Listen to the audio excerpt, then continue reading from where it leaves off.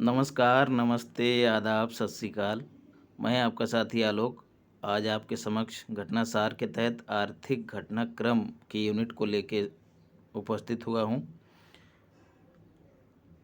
2 unit हम लोगों ने कंप्लीट कर ली हैं और इसके आगे जो छिटपुट करंट अफेयर है वो मैं जल्द ही आपको उपलब्ध करा दूँगा।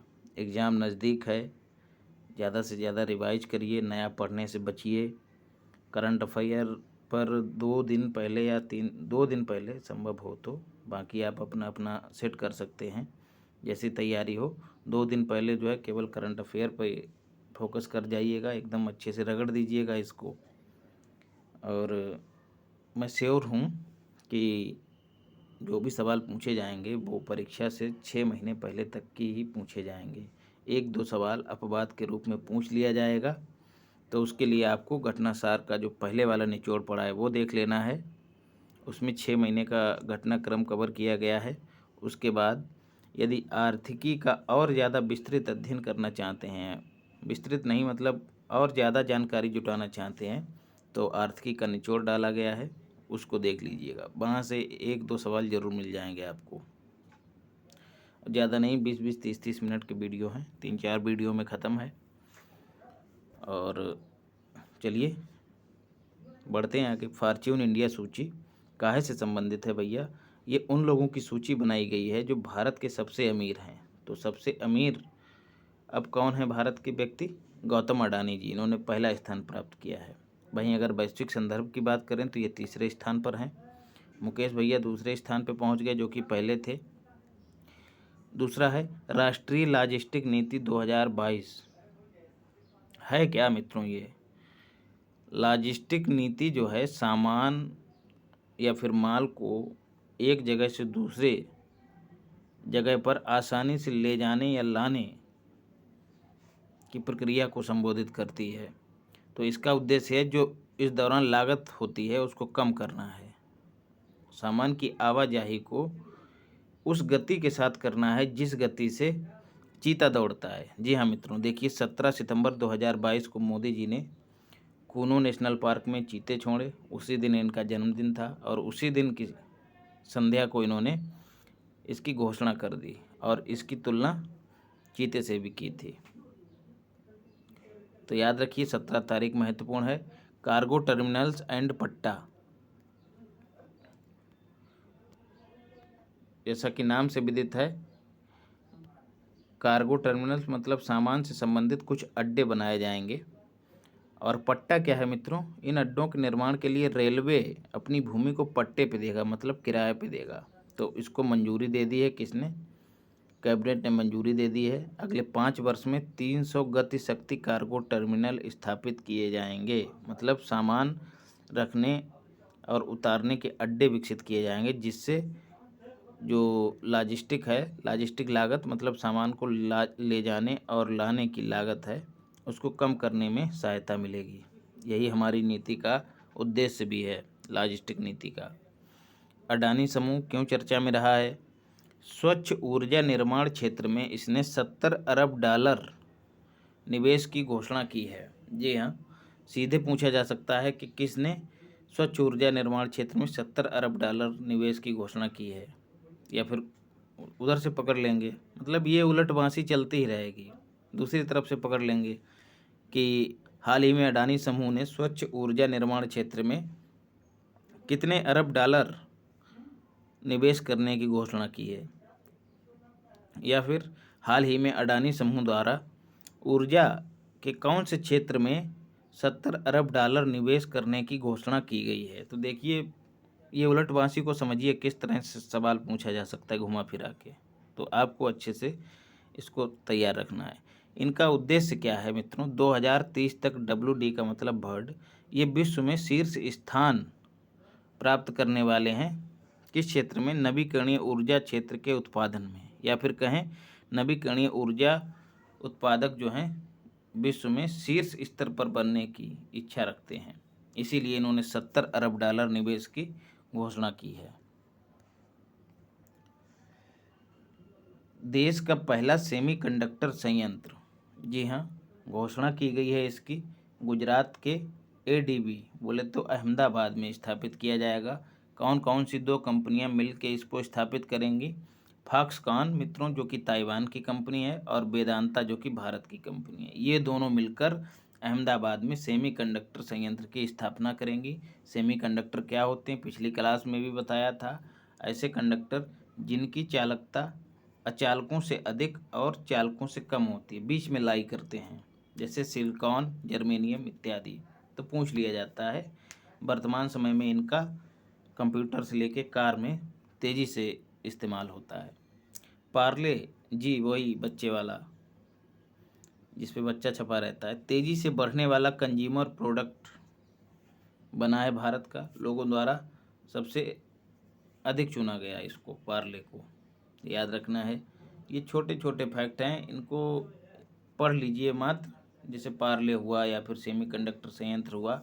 हो सकता है आपकी जुबान पे ना आए, लेकिन एग्ज़ाम में अगर 2-3 बार पहले एग्ज़ाम से यदि आप रिवाइज किए रहेंगे तो वहाँ पे ऑटोमेटिक क्लिक कर जाएगा और आप अगर तुक्का भी मारेंगे ना वो सही सिद्ध होगा।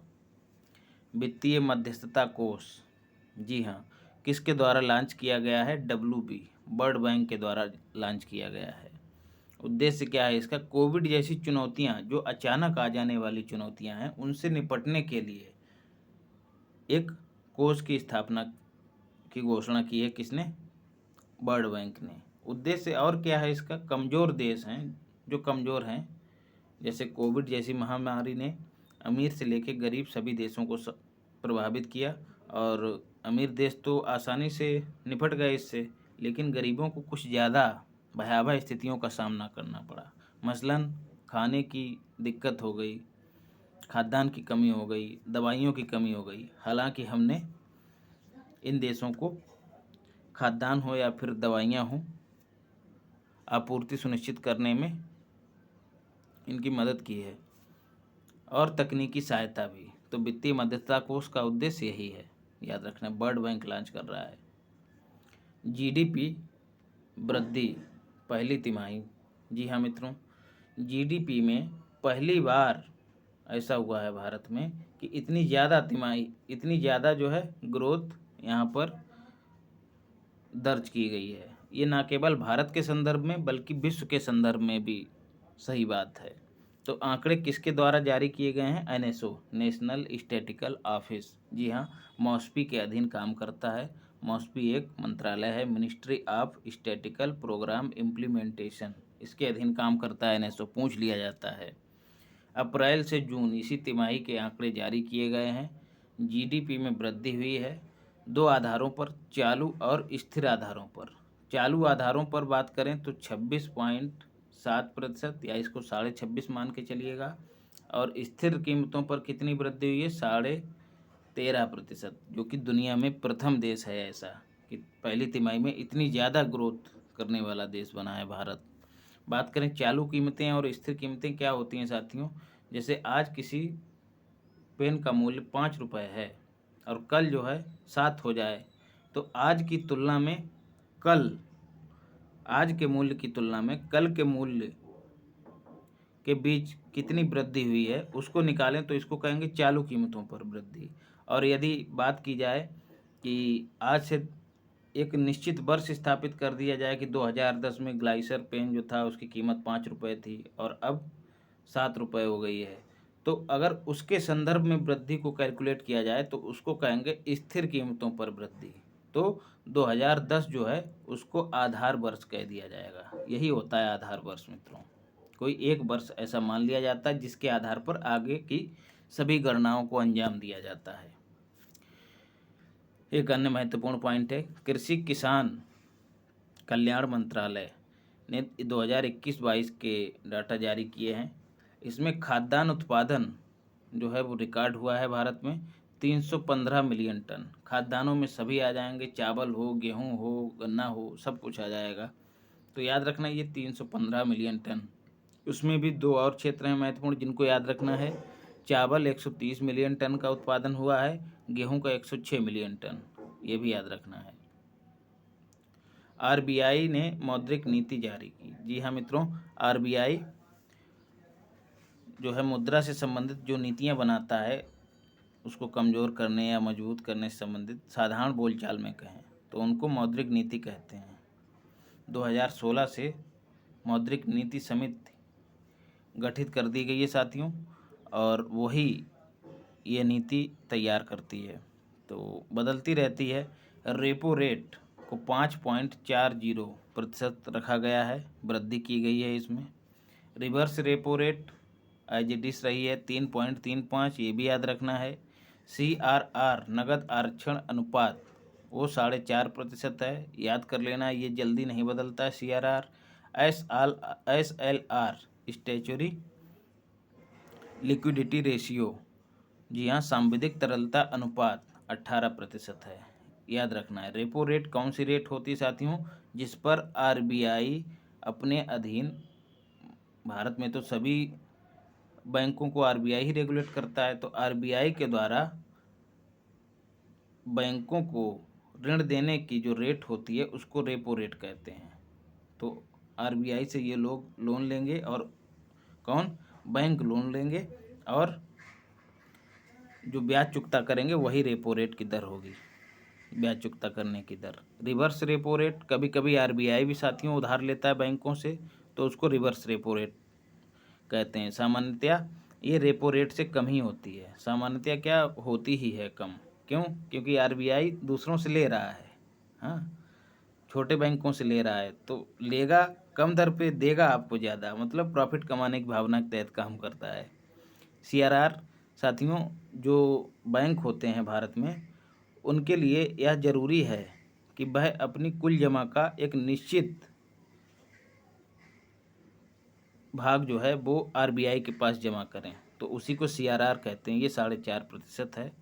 SLR का मतलब है साथियों, सभी बैंकों के लिए अनिवार्य है कि वह अपने जमा राशियों का 18%, सोना हो गया, सरकारी प्रतिभूतियाँ हो गई, ऐसे क्षेत्रों में निवेश करें, तो इसको कहेंगे SLR। तो CRR, SLR और रेपो रेट, ये कहीं ना कहीं बैंकों के ऋण देने की प्रवृत्ति को प्रभावित करते हैं। यदि रेपो रेट बढ़ जाएगा तो क्या होगा मित्रों, रेपो रेट बढ़ जाएगा तो RBI से ऊंची दर पर लोन लेना पड़ेगा छोटे बैंकों को, और जब देने की बात आएगी हम जैसे उपभोक्ताओं को, ग्राहकों को, तो छोटे बैंक क्या करेंगे, ज़्यादा हम लोगों से ब्याज ग्रहण करेंगे। तो ऐसे में क्या होगा, जो अर्थव्यवस्था में पैसा है वो कम हो जाएगा, क्योंकि ब्याज दर ज़्यादा हो जाएगी तो स्वाभाविक सी बात है कोई बारो नहीं करेगा आसानी से।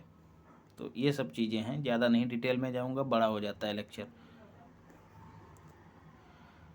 भारत जो है 5वीं विश्व की अर्थव्यवस्था बन गया है, 5वीं बड़ी अर्थव्यवस्था बन गया है। किसने जारी की, ये ब्लूमबर्ग ने जारी की, एक संगठन है साथियों। इसने कहा है कि GDP के मामले में भारत ने ब्रिटेन को पीछे छोड़ दिया है। पहले 6ठा स्थान था, एक स्थान और ऊपर पहुंच गया है 5वें स्थान पर। ऑब्वियस है कि आपके अंदर एक सवाल और कौंधेगा, क्या कि पहले स्थान पे कौन है, तो USA पहले स्थान पे है, याद रखिएगा, इन्होंने मेंशन नहीं किया था। दूसरे पे चाइना हो गया है, तीसरे पे कौन है, जापान, और चौथे पे कौन है मित्रों, तो याद रखना है जर्मनी, फ्रांस उरांस नहीं है। चौथे पे जर्मनी है, 5वें पे हमारा प्यारा भारत महान है। विवेक देवराय ने साथियों एक बात कही, वो क्या बात थी कि भारत जो है 7% की ग्रोथ रेट से अगर ग्रो कर रहा है तो अगले 25 वर्ष में अर्थात 2047 तक उच्च मध्यम आय वाला देश बन जाएगा। विवेक देवराय कौन है भैया, विवेक देवराय जो हैं आर्थिक सलाहकार परिषद के अध्यक्ष हैं, याद रखना है। SBI की रिपोर्ट, जी हाँ मित्रों, SBI के मुख्य आर्थिक सलाहकार सौम्यकांति घोष ने कहा है कि 2029 तक भारत तीसरी सबसे बड़ी इकोनॉमी बन जाएगा, तो ये भी याद रखना है। विदेशों से मनी ऑर्डर को आधार बना के एक क्रम जारी किया गया है। उसमें साथियों सर्वाधिक मनी प्राप्त करने वाला जो देश है वो हमारा भारत है, इंडिया। दूसरे नंबर पर चाइना है, और ये मनी आती कहाँ से है, तो ये भी याद रखना है, सर्वाधिक USA से आती है। खाड़ी देशों को सोच कर मत मार देना। दूसरे नंबर पर UAE है, तीसरे नंबर पर सऊदी अरब है। आमतौर पे लोग सऊदी अरब ही मार देंगे, जहाँ तक मेरा मानना है। इसलिए याद रखना, सर्वाधिक पैसा जो है, जो हमारे भारतीय लोग हैं वो अमेरिका से भेजते हैं भारत में। दूसरे नंबर पर संयुक्त अरब अमीरात है। 100% लैंड लॉर्ड मॉडल वाला पहला बंदरगाह कौन सा बन गया है? तो JLNP, जवाहरलाल नेहरू पोर्ट। जी हाँ मित्रों, लैंड लॉर्ड मॉडल क्या होता है साथियों?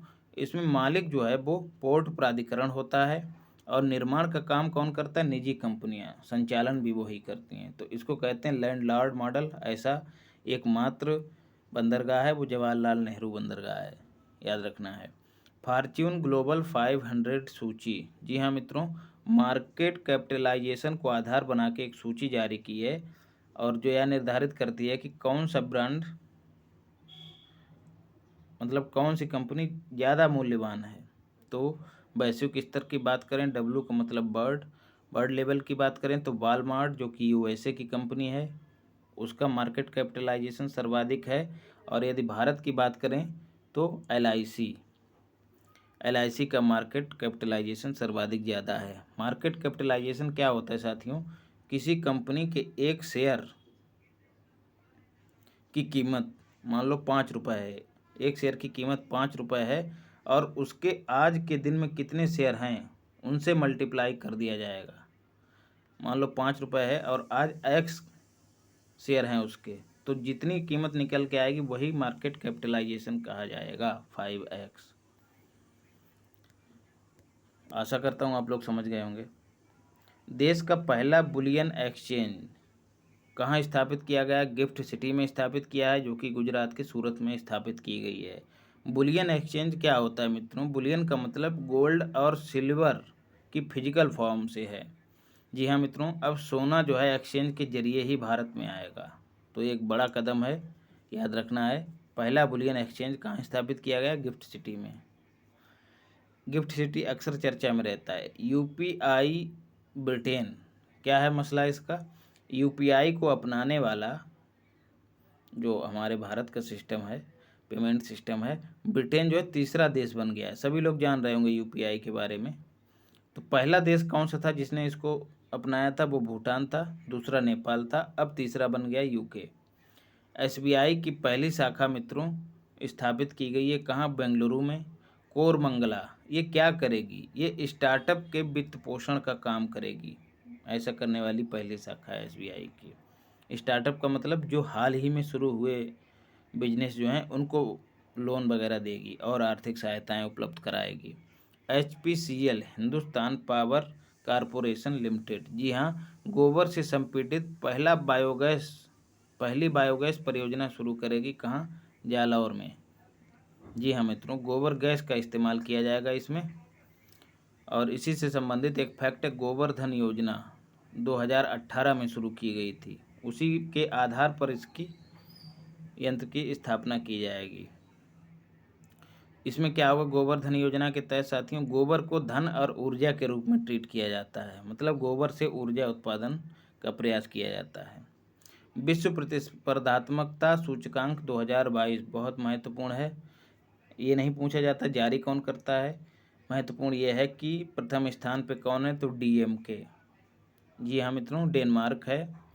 और सबसे नीचे स्थान पे कौन है? वेनेजुएला है। भारत का स्थान कौन सा है? तो 137, माफ़ कीजिएगा, 37वां स्थान है। पिछले वर्ष 43वां स्थान था। जी हाँ, काफ़ी सुधार हुआ है, तो याद रखना है, महत्वपूर्ण है मित्रों, पूछ लिया जाता है।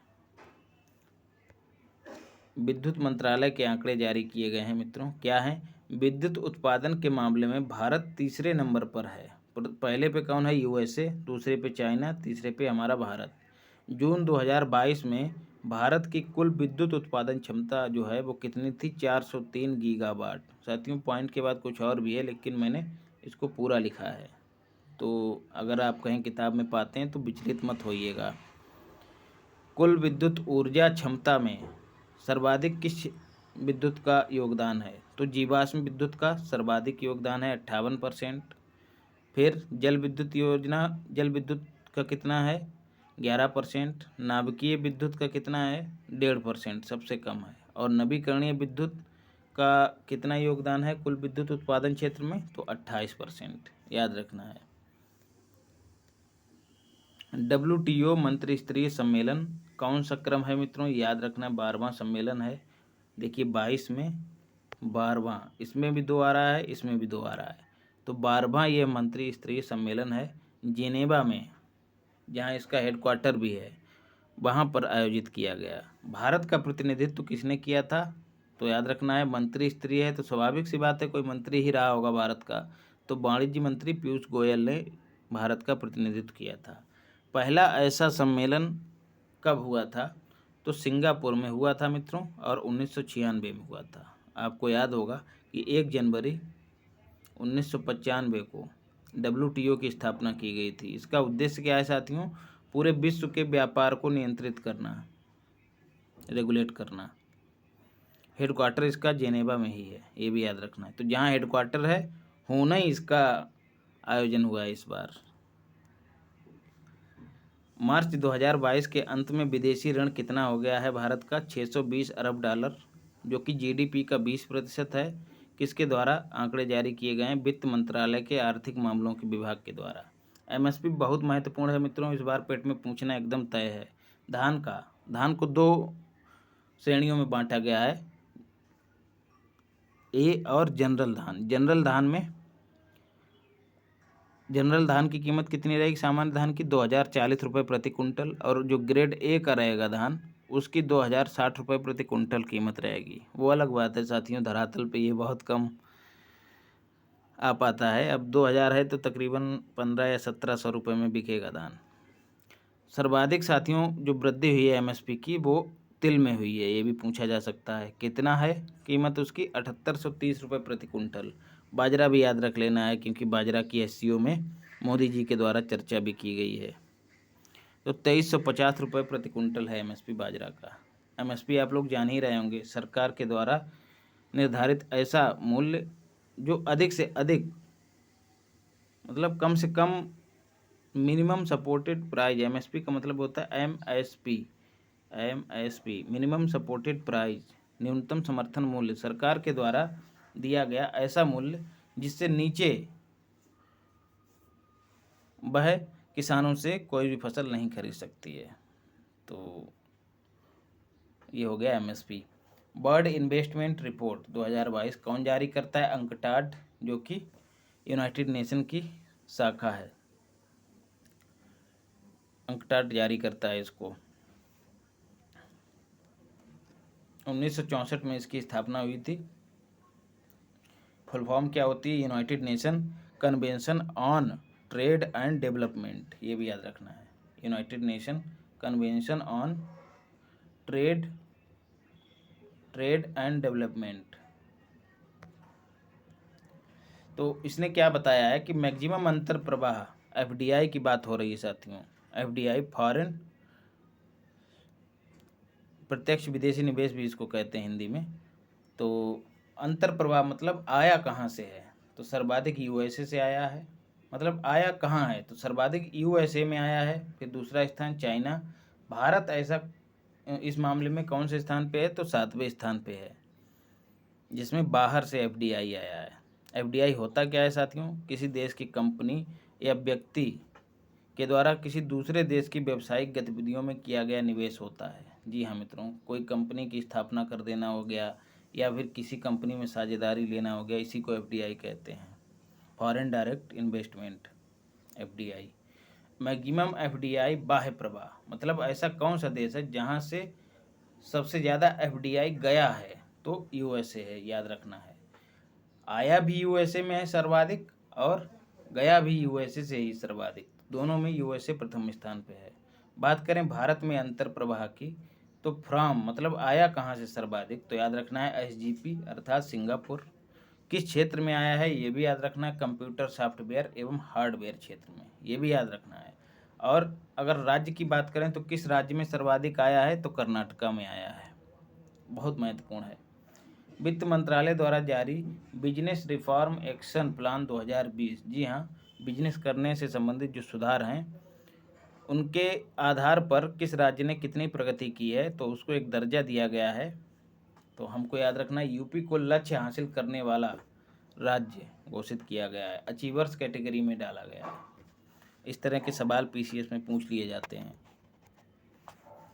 खाद्य सुरक्षा अधिनियम, जी हाँ मित्रों, जिसके तहत लोगों को जो कोटा राशन मिलता है, उस अधिनियम के क्रियान्वयन में सबसे आगे कौन है? उड़ीसा। दूसरे नंबर पर हमारे उत्तर प्रदेश का स्थान है। 100 अरब डॉलर से अधिक वार्षिक राजस्व दर्ज करने वाली पहली भारतीय कंपनी कौन है? रिलायंस इंडस्ट्री। जी हाँ। ग्लोबल क्रिप्टो एडॉप्शन इंडेक्स 2021 जारी किया है। किसने जारी किया है? नहीं देखना है। कौन सा देश प्रथम स्थान पे? यूएसए प्रथम स्थान पे है। भारत हमारा 21वें स्थान पे है। क्रिप्टो एडॉप्शन का मतलब क्या है कि क्रिप्टो करेंसी में सर्वाधिक लाभ किस देश ने कमाया है? क्रिप्टो करेंसी आप लोग जान ही रहे होंगे, आभासी मुद्रा होती है। अरामको, जी हाँ, सऊदी अरब की एक पेट्रोल कंपनी है। दुनिया की सबसे मूल्यवान कंपनी घोषित की गई है। जी हाँ, इससे पहले एप्पल थी, लेकिन इसने उसको पीछे छोड़ दिया है। कारण क्या था साथियों? एकदम ज़्यादा तेल की कीमतों में उछाल आना और डिमांड बढ़ जाना तेल की, तो स्वाभाविक सी बात है इसको लाभ ज़्यादा होगा। मार्केट कैपिटलाइजेशन भी इसका ज़्यादा हो जाएगा, जैसा कि अभी ऊपर बताया था। 100वां यूनिकॉर्न।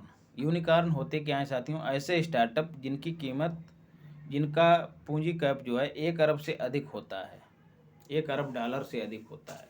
तो कौन सा बना है भारत का 100वां यूनिकॉर्न? Neo bank. जी हाँ, नियो बैंक ऐसा 100वां यूनिकॉर्न बना है। बात करें पहला यूनिकॉर्न कौन सा है भारत का, तो वो भी याद रखना, इनमोबी। ये क्या है? मोबाइल विज्ञापन कंपनी है इनमोबी। ये भारत का पहला यूनिकॉर्न था। दोनों बिंदु याद रखने हैं। फिर है हाईएस्ट पेड एथलीट 2022। ऐसा कौन, मतलब सबसे ज़्यादा कीमत वाला एथलीट कौन है भारत का? भारत का क्या, वर्ल्ड की बात हो रही है, तो लियोन मेसी जो कि अर्जेंटीना के हैं फुटबॉलर, वो प्रथम स्थान पर आए। और भारत के एकमात्र खिलाड़ी इसमें शामिल हैं, वो कौन है? विराट कोहली जी हैं। दुनिया की सबसे बड़ी इलेक्ट्रिक 3 व्हीलर कंपनी होगी स्थापित कहाँ? तेलंगाना में। कौन करेगा? यूएसए की एक कंपनी है जिसका नाम है बिलिटी इलेक्ट्रिक इंक, यह स्थापित करेगी। तो सामान्य से सवाल है मित्रों ये।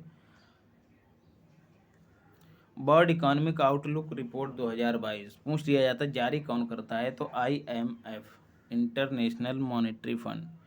जी हाँ, 2022 में इसने भारत की विकास दर कितनी रहने की बात की है? तो 8.2%। तो याद रखना है। तो साथियों, ये सारे करंट अफेयर आर्थिक घटनाक्रम से संबंधित थे, ये पूरे होते हैं। मिलते हैं अगली क्लास में। धन्यवाद।